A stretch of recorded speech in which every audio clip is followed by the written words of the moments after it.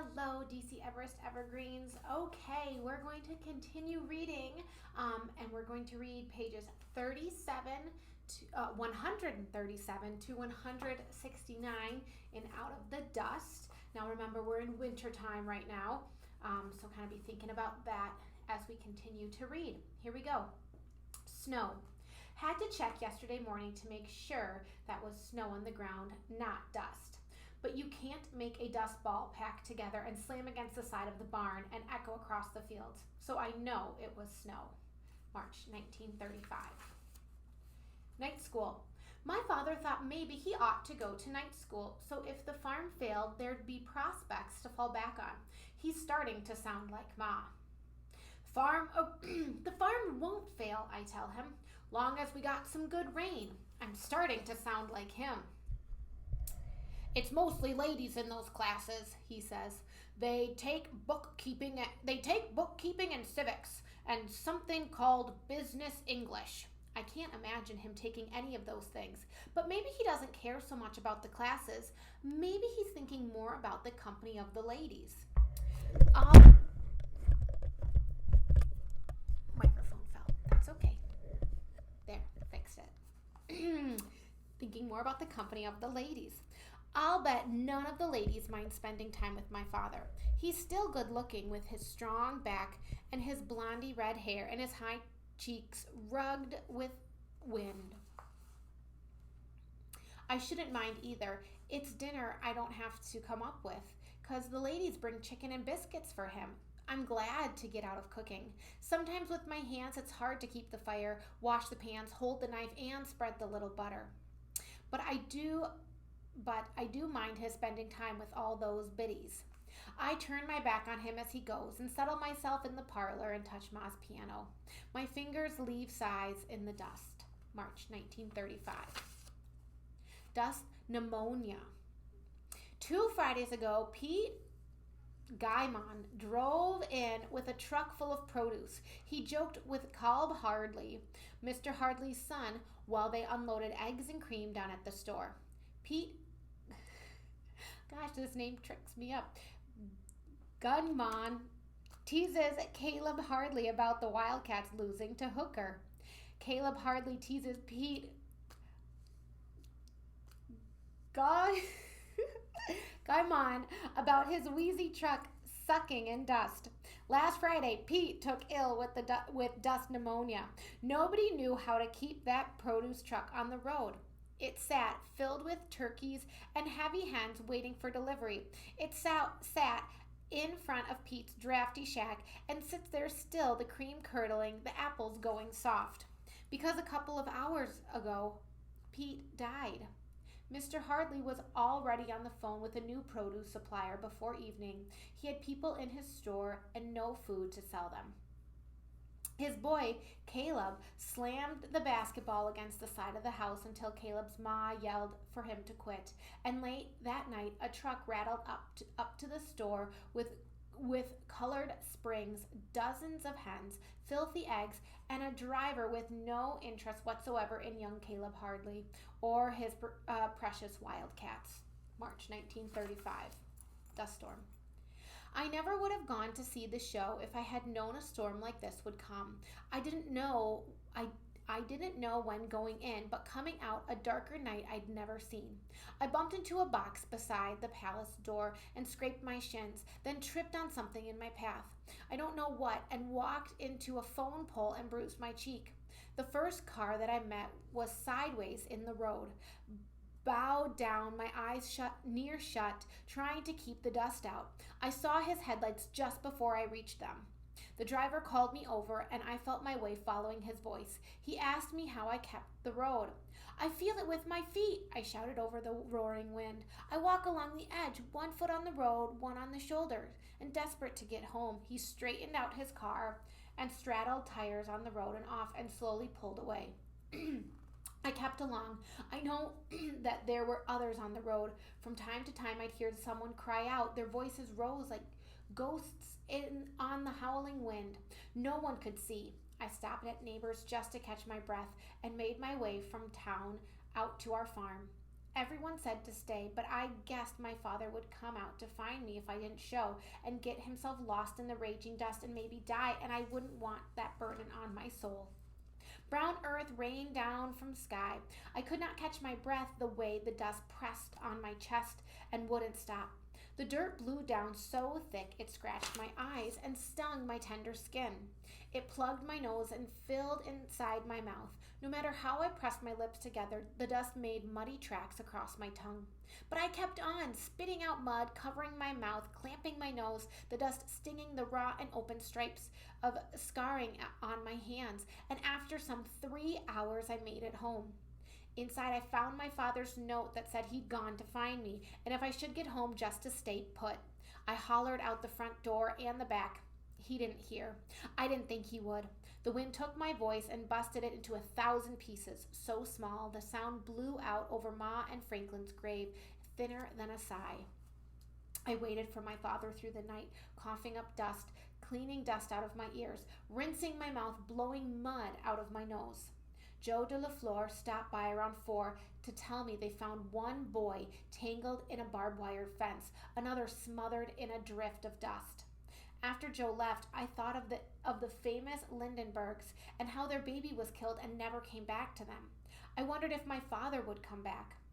He blew in around 6 a.m. It hurt, the sight of him brown with dirt, his eyes as red as raw meat, his feet bruised from walking in worn shoes, stepping where he couldn't see, on things that bit and cut into his flesh. I tried to scare up something we could eat, but couldn't keep the table clear of dust. Everything I set down for our breakfast was covered before we took a bite.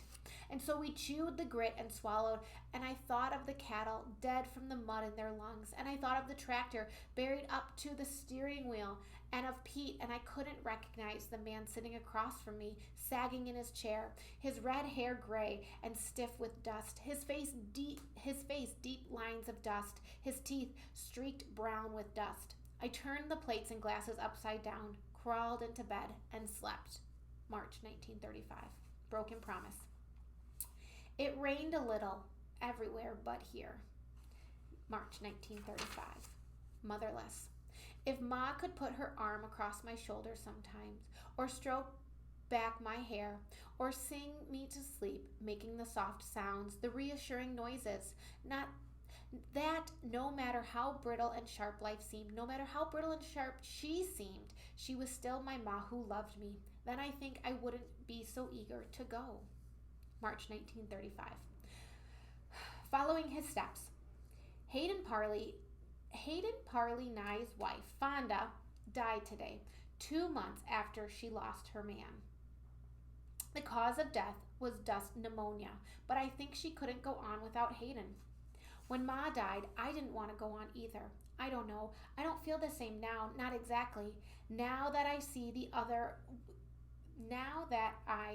that one day comes after another and you get through them one measure at a time. But I'd like to go. Not like Fonda Nye. I don't want to die. I just want to go away, out of the dust. March 1935. Spring 1935. So now think spring in your mind as we're picturing this. Heartsick. The hard part is, in spite of everything, if I had any boy court me, it'd be Mad Dog Craddock. But Mad Dog can have any girl. Why would he want me? I'm so restless. My father asks what's going on with me. I storm up to my room, leaving him alone, standing in the kitchen. If Ma was here, she would come up and listen. And then later, she would curl beside my father and assure him that everything was all right, and soothe him into his farmer's sleep. My father and I, we can't soothe each other. I'm too young, he's too old, and we don't know how to talk anymore, if we ever did. April 1935. Skin. My father has a raised spot on the side of his nose that never was there before, and it won't go away. And there's another on his cheek and 2 more on his neck. I wonder, why the heck is he fooling around? He knows what this is. His father had those spots too. April 1935. Regrets. I never go by Arlie's anymore. Still, every week he comes to school to teach, and sometimes I bump into Vera or Miller Rice or Mad Dog. They're always kind. They ask after my father. They ask how my hands are feeling. I cross my arms in front of me tight so my scars won't show. These days, Mad Dog looks at me halfway between picking a fight and kindness. He walks with me away some afternoons, never says a word. He's quiet once the other girls go off. I've had enough of quiet men. I ought to keep clear of Mad Dog, but I don't. April 1935. Fire on the rails. I hate fire. Hate it. But the entire Oklahoma panhandle is so dry, everything is going up in flames. Everything too ready to ignite. Last week, the school caught fire. Damage was light on account of it being caught early. Most kids joked about it the next day, but it terrified me. I could hardly go back in the building, and this week, 3 boxcars in the train yard burned to ash. Jim Goyne and Harry Kessler spotted the fire, and that was a miracle considering the fierceness of the dust storm at the time.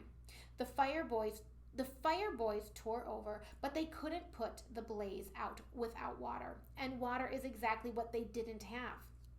So they separated the burning cars and moved them down a siding, away from any little thing that might catch if the flames hopped. It was all they talked about at school. The dust blew, they say, so you'd think it would have smothered the fire out, but the flames, crazy in the wind, licked away at the wooden frames of the 3 boxcars until nothing remained but warped metal and twisted rails, scorched dirt, and charred ties. No one talks about fire right to my face. They can't forget how fire changed my life, but I hear them talking anyway. April 1935. The mail train. They promised through rain, heat, snow, and gloom, but they never said anything about dust. And so the mail got stuck for hours, for days, on the Santa Fe because mountains of dust had blown over the tracks because blizzards of dust blocked the way. And all that time, as the dust beat down on the cars, a letter was waiting inside a mailbag. A letter from Aunt Alice, my father's sister, written just to me, inviting me to live with her in Lubbock. I want to get out of here, but not to Aunt Alice and not to Lubbock, Texas. My father didn't say much when I asked what I should do. Let's wait and see, he said. What's that supposed to mean? April 1935. Migrants. We'll be back when the rain comes, they say, pulling away with all they own, straining the springs of their motor cars. Don't forget us. And so they go, fleeing the blowing dust, fleeing the fields of brown-tipped wheat barely ankle-high and sparse as the hair on a dog's belly. We'll be back, they say, pulling away towards Texas, Arkansas, where they can rent a farm and pull in enough cash, maybe start again. We'll be back when it rains, they say, setting out with their bed springs and mattresses, their cook stoves and dishes, their kitchen tables and their milk goats tied to their running boards in rickety cages, setting out for California, where even though they say they'll come back, they just might stay. If what they hear about the place is true. Don't forget us, they say, but there are so many leaving. How can I remember them all? April 1935. Blankets of black. On the first clear day, we staggered out of our caves of dust into the sunlight, turning our faces to the big blue sky. On the second clear day, we believed the worst was over at last. We flocked outside, traded in town, going to stores and coming out only to find the air still clear and gentle, grateful for each easy breath. On the third clear day, summer came in April, and the churches opened their arms to all comers, and all comers came. After church, folks headed for picnics, car trips. No one could stay inside. My father and I argued about the funeral of Grandma Lucas, who truly was no relation, but we ended up going anyway, driving down the road in a procession to Texoma. 6 miles out of town, the air turned cold. Birds beat their wings everywhere you looked, whole flocks dropping out of the sky, crowding on fence posts. I was sulking in the truck beside my father when heaven's shadow crept across the plains, a black cloud, big and silent as Montana, boiling on the horizon and barreling towards us. More birds tumbled from the sky, frantically keeping ahead of the dust. We watched as the storm swallowed the light. The sky turned from blue to black. Night descended in an instant, and the dust was on us. The wind screamed. The blowing dirt ran so thick I couldn't see the brim of my hat as we plunged from the truck, fleeing. The dust swarmed like it had never swarmed before. My father groped for my hand, pulling me away from the truck. We ran, a blind pitching towards the shelter of a small house, almost invisible. Our hands tight together, running toward the ghostly door, pounding on it with desperation. A woman opened her home to us, all of us, not just me and my father, but the entire funeral procession, and one after another we tumbled inside, gasping, our lungs burning for want of air. All the lamps were lit against the dark. The house, dazed by dust, gazed weakly out. The walls shook in the howling wind. We helped tack up sheets on the windows and doors to keep the dust down. Cars and trucks, unable to go on, their ignitions shorted out by the static electricity, opened up and let out more passengers who stumbled for shelter. One family came in, clutched together, their paw dividing the path with a long wooden rod.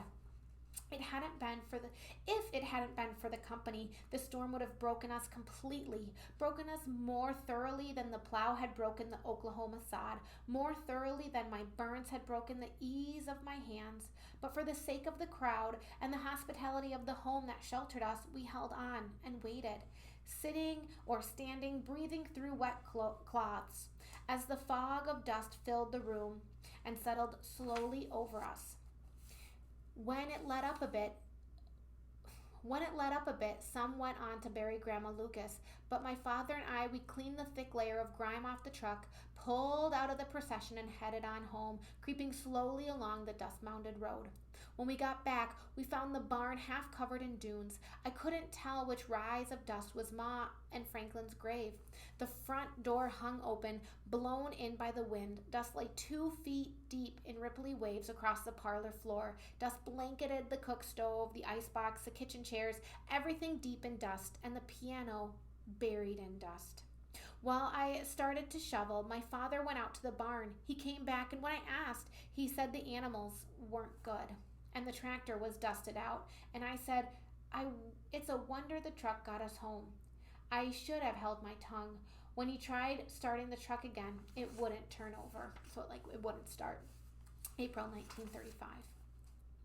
The visit. Mad Dog came by to see how we made out after the duster. He didn't come to court me. I didn't think he had. We visited more than an hour. The skies cleared enough to see Black Mesa. I showed him my father's pond. Mad Dog said he was going to Amarillo to sing on the radio, and if he sang good enough, they might give him a job there. You'd leave the farm? I asked. He nodded. You'd leave school? He shrugged. Mad Dog scooped a handful of dust like a boy in a sandpit. He said, I love this land no matter what. I looked at his hands. They were scarless.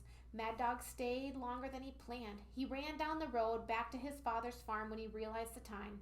Dust rose each place his foot fell, leaving a trace of him long after he'd gone. And April 1935. And we're going to stop there for today, my friends. Okay? Have a wonderful rest of your day. Bye-bye.